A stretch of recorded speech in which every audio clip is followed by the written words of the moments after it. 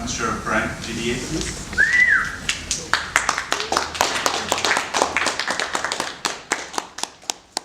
I'd ask anyone who would sign to hold it up, please.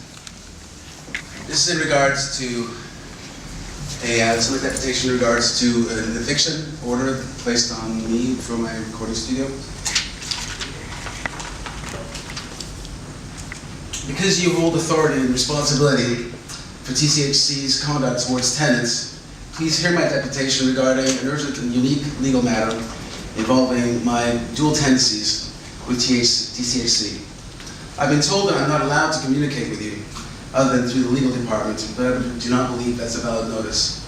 Therefore, I have myself and a colleague who's going to read after myself. I again respectfully request that the board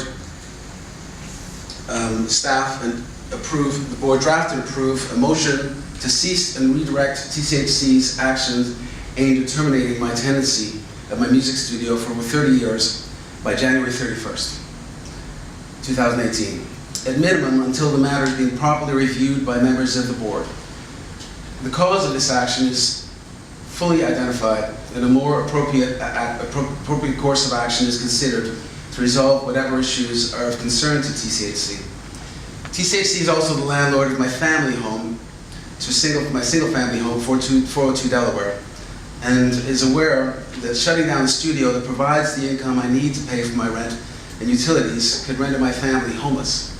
I must petition you, the highest level of authority at TCHC, to defend myself, my livelihood, my housing, and my family, and my clients, many of who are here, other musicians and recording artists.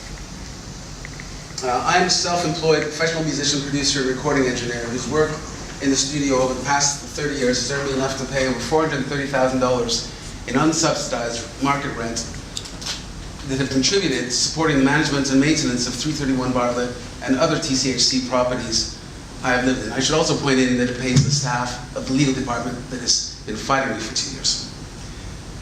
It is not at all easy to stay afloat in the struggling music industry as an African Canadian in his 50s and a single father raising 2 growing teenagers. I'm in no position to shut down, dismantle, and then try to rebuild my studio and career in the middle of the winter, or before I've had a chance to create an equivalent situation, which I have not. Having made many efforts to amicably resolve this and related issues with TCHC management and legal staff over the last 4 years, to no avail, I'm appealing to this board to consider what is really at stake and to take action to prevent further hardship and irreparable harm. Please note that there appears to be no benefit to TCHC to be gained in undertaking this incomprehensible action against me, which is contrary to TCHC's publicly stated mandate, mission, and value statements.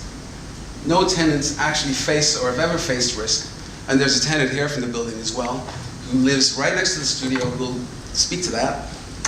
And no one has complained except for one particular person who has a record of complaints. And I think you know this, Kathy.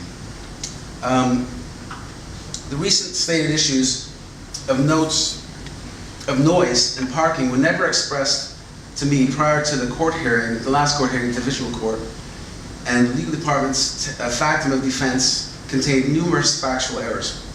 This needless termination notice to quit action was not suspended by the board meeting of Thursday, September 28th, so final copies of my motion and attended materials were filed at divisional court. I was asking to be granted the right to appeal the LTB decision that ignored several issues of law and determined that my studio was not protected by the RTA. That I was not granted right to appeal because of the technicalities, namely time limits, does not address or resolve many outstanding issues in this unique case. It did, however, result in a CBC news article that questioned the fairness and merits of this action. As there appears to be no legal or moral grounds for this action, and I'm not in arrears, I do not see any just cause to vacate my studio on January 31st, 2018. The unit will become derelict and the space wasted, rather than adding value to the building and the community. Nor should I have been coerced into signing any document designed to entrap me into extinguishing my right in exchange for an extension of time to vacate on January 31st. I feel I am being subjected to systemic discrimination and tendencies of TCH staff to default to adversarial responses to tenants who wish to use their spaces for community and cultural activities, rather than discuss and negotiate issues with respect to the tenants who help pay for their salaries. I believe that the board should be concerned about this sort of behavior within the offices of the TCHC. I know that I'm not alone in this concern. I do not want to engage in any more legal actions, especially without representation. Doing so would add to the enormous toll of stress, exhaustion, losses, and expenses that I've already suffered for over 4 years of costly struggle with TCHC's relentless legal department and disrespectful management staff. The board of directors should ensure that the legal department and management staff, whom we pay for, seek to resolve problems and solve problems, not create them. Please spare me and TCHC the likely consequence of not fairly resolving this egregious matter, including public embarrassment, wasteful expenditure, the dismay of a large and diverse community of current and former clients, co-creatives, fellow performers, fans, students, and friends, in defense of a well-known, respected musician, performer, and experienced technician. Above all, causing severe hardship and irreparable harm without just cause for a good tenant and his children. All this to leave a much cherished creative space empty and derelict. After 30 years, which was custom built for the arts, in an arts building. I doubt that any of you would want to bear responsibility for this wasteful assault on my life. Fortunately, it is in your power to do something about it. I hope that you do. Thank you for your time. Thank you for your And thank you for your support. We have Mr. Tom Hamilton, please. Thank you very much.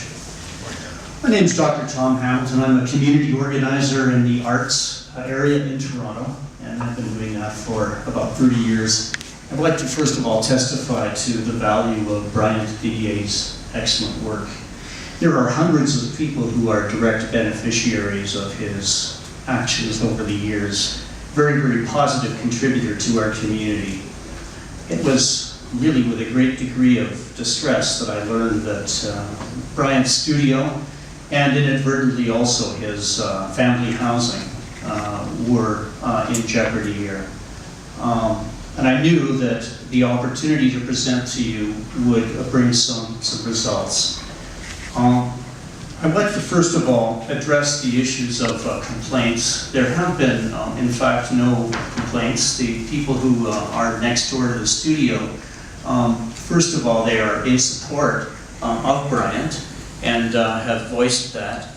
And the other thing too is that Bryant's studio is fully soundproofed, right? Something that I myself asked him about it.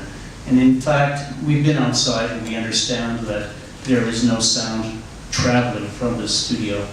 So in other words, the issue of complaints is not really one that is valid and it's erroneous. So then I'd like to also address the enormous community value that Bryant and his studio pose in this case. He's also volunteered to produce some results in terms of developing community education initiatives, right? And those have been directly, those offers have been directly made. The tenants who reside adjacent to the studio did not corroborate these complaints of noise. At no time has TCHC acknowledged the significance of the fact that the income earned from B3 not only pays rent for B3, but also for Mr. Didier's primary market rent residence. Thus, the same landlord is knowingly undermining its own tenants' security and tenure. Surely, according to TCHC's mandate and laws regarding social housing, Mr. Didier's rights to maintain a livelihood that maintains his housing are no less important than the so-called complaint of the tenant who has no just cause to claim any harm. Furthermore, Mr. Didier's efforts to negotiate a mutually positive solution and add further value to otherwise derelict space, either in B3 or B5, by offering to operate a non-profit music program for TCHC tenants, for which he is amply qualified, have been completely ignored. This is also not in keeping with TCHC's mandate, nor does it reflect tenants' first philosophy, nor the stated intention of the city to support working musicians and the music industry, which incidentally is a growing revenue maker here in this city and will soon be understood to be of much, much greater value than most people understand it to be today. The fact is that the law is not clear on whether premises used primarily for creative production are necessarily commercial, given that much of what occurs in the studio is not paid and all client visits are by appointment only. It is not open to the public, and Bryant has no employees, although he has mentored young engineers and musicians over the years. Not what one would consider to be traditional, commercial enterprise. Therefore, it should be treated in a different manner. Furthermore, since 2010, the studio has benefited musicians, numerous TCHC tenants, mostly youth, high school students, and community program participants. From Jane and Finch, St. Jamestown, Regent Park, and Swansea Muse, to name a few. Many of the youth who were able to work with Bryant have created and recorded songs and CDs of their own work to take home and to share with others. He has also set up equipment from his studio. Excuse me, Tom. Yes. Just you're at the 5-minute mark, so. Okay. Anyway, the idea has been conveyed. I hope that you will take this very seriously, that there are hundreds of people, actually thousands of beneficiaries from the work that Bryant is doing, and that if his security could be ensured, if you could do everything in your power to do that, we would all be much obliged. Thank you. Thank you for those presentations. Kathy, if I could turn it over to you.